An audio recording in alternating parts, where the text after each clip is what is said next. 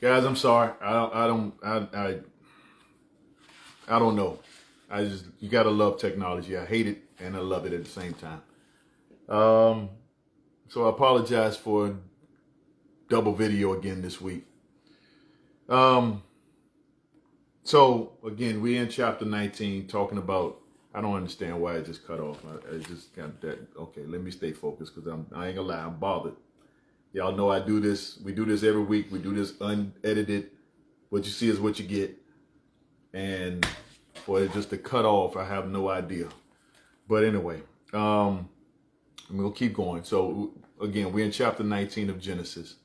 And this is where Sodom and Gomorrah gets destroyed. And the two angels come up to the house. They stand with Lot. Lot feeds them. But the people surround the house and they want the two guys to come out because they want to deal with them.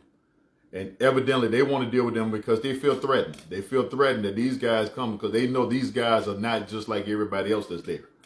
Okay, because Sodom and Gomorrah was known for wickedness. Okay, and we're going to come back to wickedness as well. But Sodom and Gomorrah was known for wickedness.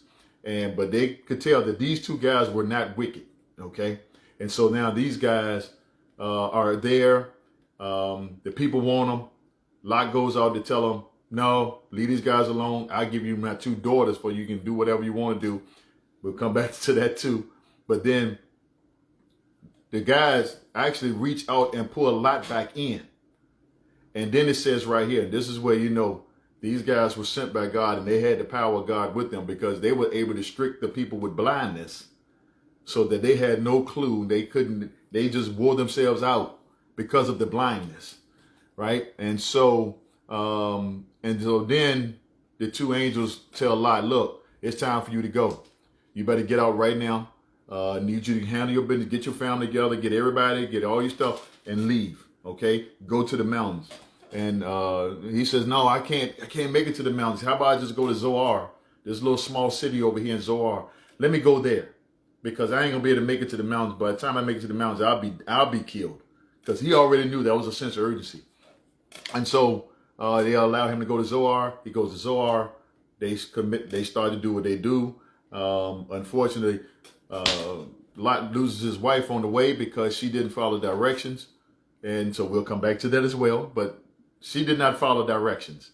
And it cost her her life. It cost her life. It cost her her life for not following directions. So we'll come back to that.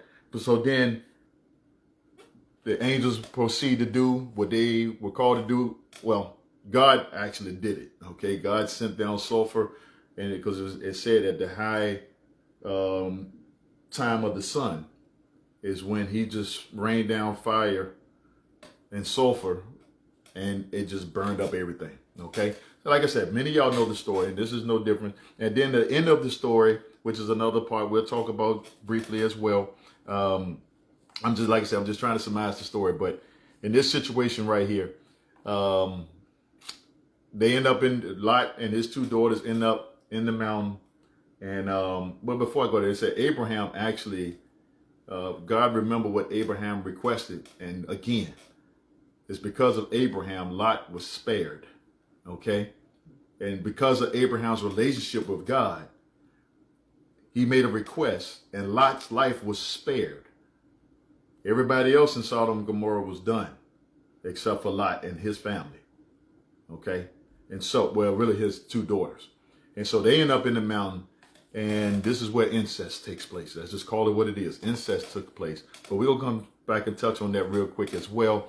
Just wanted to surmise the story, but we want to just make a few points, and then we're going to get out of your way. But thank you for tuning in. I again apologize. We had some technical difficulties again. I don't know why it just cut off on us.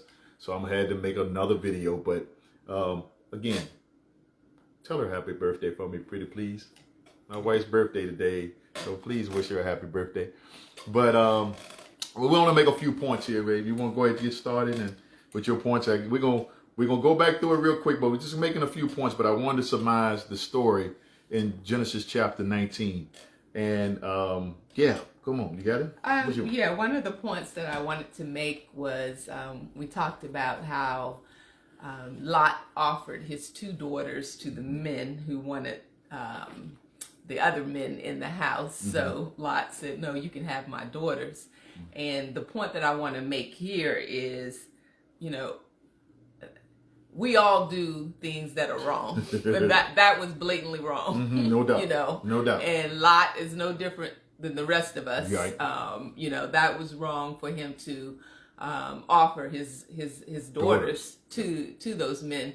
But again, I know it sounds horrible, but this stuff goes on today. Yes, it does. It's no different than what's going on today. Yeah. Sex trafficking, you know, a lot of that stuff, you know, where prostitution. Yeah, all of that. Pimping. So it's no different than what goes on today. I remember reading this chapter as a kid, and I was just in shock. Right. But you know, now that I'm older and wiser, I'm like, you know, this is real life. These are things that happen, you know. The Bible is real. It's talking about real life stuff, and just to, and I'm gonna get you to your next point, but along that same lines, when sometimes we just never know what we'll do in the heat of the moment. Okay, sometimes we quick to say what we gonna do until that time actually happens, and sometimes we end up not doing what we said we was gonna do. All right, and so I'm not saying that's the case right here, but again, we try to take the scripture and relate it to real life. This is what happened in the Bible, but a lot of this stuff, ain't no lot. What happened in the Bible is still happening today, as my wife just said. So, you know, this right here, we hate the fact that he offered his 2 daughters. I can't imagine doing that. But at the same time, when you got the whole city pretty much surrounding your home, okay, and then you understand who those 2 guys that are in your house, understanding why they're there and who they are, who sent them, that changed the game. That changed the game. But at the same time, you know, sometimes we fear the people. Let's just call it what it is. Sometimes we fear the people and we trying to appease them, and at the same time trying to save face on what's happening in the house.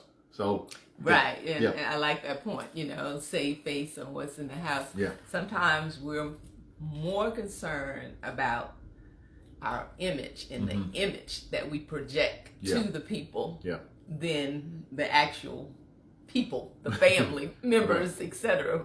We're so focused on, I have to project this, you know, perfect, great image to the world.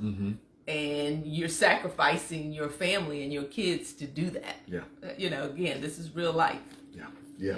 You know? So, and so that was the first point we wanted to make about that. The next point, you want to do yours or you want me to do mine? So my next point I have right here is that association brings on assimilation. Okay.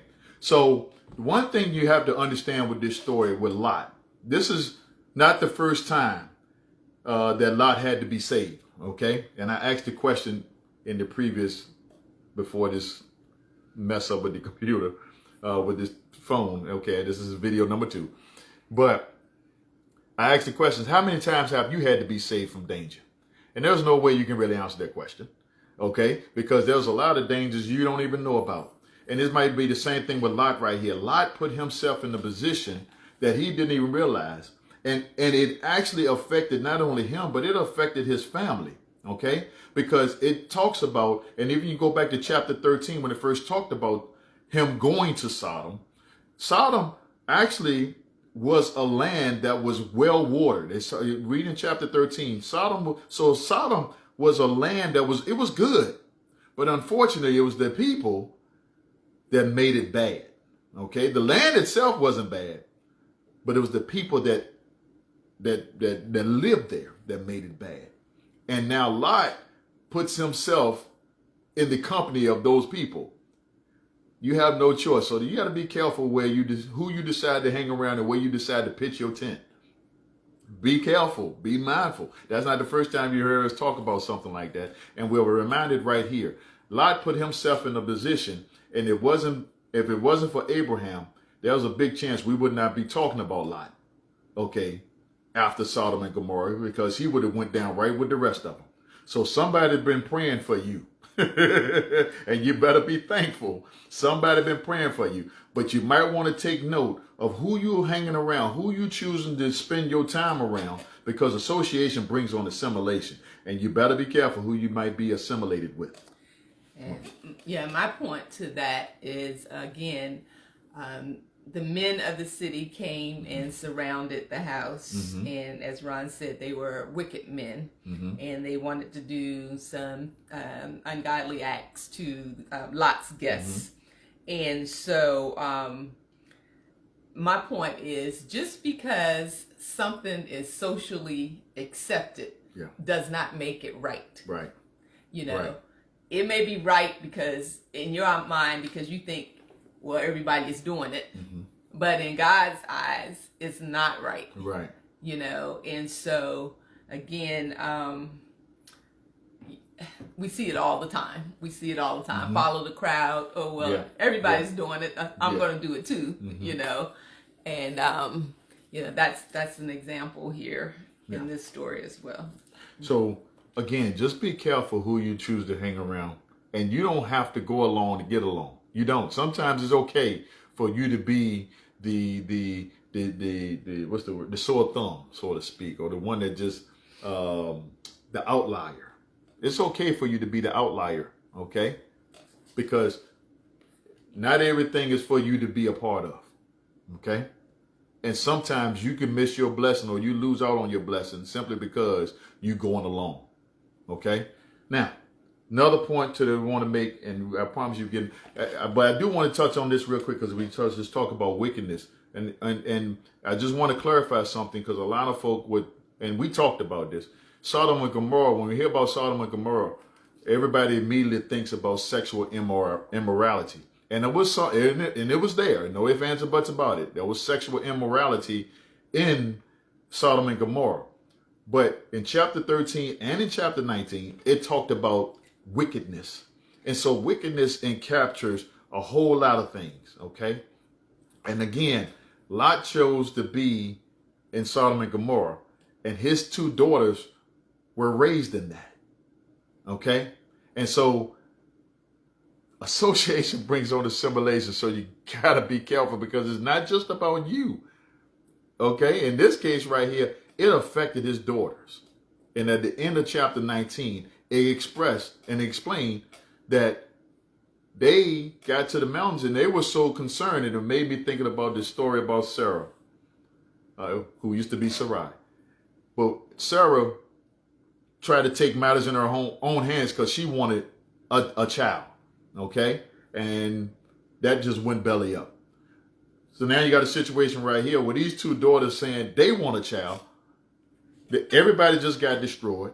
Their son and their future husbands got destroyed in it because they took it as a joke and didn't listen to Lot when he told them, we got to go. They took it as a joke. They ended up dying. So now these two daughters wanting to have a child, and there's nobody there but their father. That's all they know. So what did they do? They got him drunk. They got him drunk, so drunk to the point where he didn't know what was going on. And next thing you know, they both end up pregnant. So yes, there was incest in the Bible. Again, as she Dale made earlier, ain't nothing new under the sun. And so this same stuff happens today. It's sad to say, but in Genesis, understand that in Genesis, this is the beginning. So a lot of these things, this is the first time we're hearing of these things. They didn't have a Bible to go off like we do. Okay, they didn't have no direction. They were learning as they went. Okay, and the Lord was helping them learn. In some ways, like in this one, they learned by everything being burned down. So just understand that there's nothing new under the sun. And even though this talks about something that we can't imagine ourselves being a part of, okay, offering your two daughters, having incest where your daughters are sleeping with the father, we can't imagine that. But it spoke about it in the Bible, and it was later on in the Bible, I think it was in Nehemiah, where it really started talking about that's not supposed to happen, okay? But that's later on, but they're getting direction, okay? But I just want you to, we're trying to make the Bible relate to what real life is, because it already had happened. And you can see the danger of all of this wickedness, okay? There's a lot of wickedness out here, so you have to be careful. Again, out here, and there's so much stuff out here that's designed to steal your soul, to steal your joy, steal your peace, and just make you think you're going crazy. Come on, man. Yeah, I just wanted to read the end of the chapter. It said, as a result, both of Lot's daughters became pregnant by their father. When the older daughter... Having this problem again. Lord have mercy. Y'all. It's still on, right? Yeah, it's still on. Okay. It's still so, and we know this, well, eventually you'll know that the Moabites and the Ammonites had a lot of conflict with the Israelites.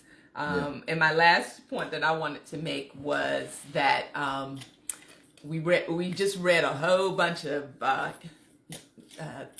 bad things that happened, and that Lot and his daughters did, and the men did, and we all have to take responsibility for our actions. Yes. You know, all the choices that we make and all the sin that we do. The main thing is that we have to take responsibility for what we do. And that's my last point. I think right there, we're going to end right there.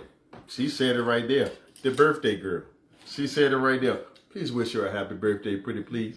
But we just, as we say, we've been walking through Genesis 19. It's a whole lot.